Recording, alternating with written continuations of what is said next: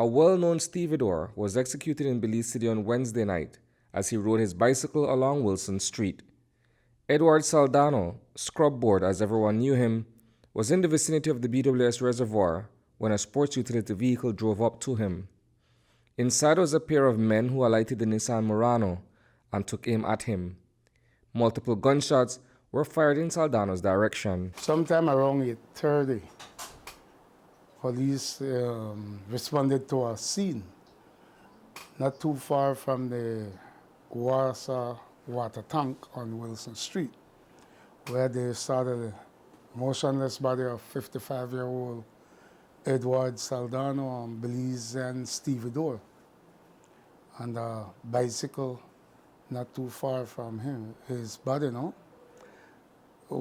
Initial investigation has revealed that he was riding on that street when he was approached by a dark color SUV, where the occupants exited and fired a barrage of bullets in his direction. Saldano perished on the scene.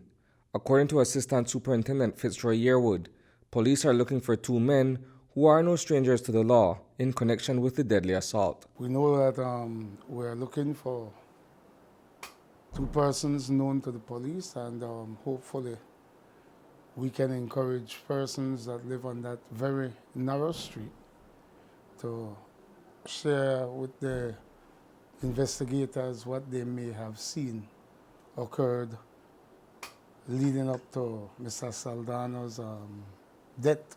Is it believed that Mr. Saldano was targeted because of his son, who is currently on the run from the law? Well, I wouldn't want to say that, because he's on the run from the law, and I don't believe any law enforcement officer may have had anything to do with what took place to Mr. Saldano last night. I just want to make it very clear that Edward Saldano Sr. and Edward Saldano Jr. are two different persons. And as much as I know about the father is that he was a hard-working person. The police department is careful not to make any unsubstantiated associations between the murder of Saldano and his namesake son, who is a fugitive of the law. However, they are also not ruling out the possibility that the father may have been a victim of circumstance. We would have to establish motive in order for us to say that in a definite form. And so far we haven't established motive, but what we can say is that with that excess amount of bullets being fired at him, they wanted to make sure that he died. What his son may have done in the streets could be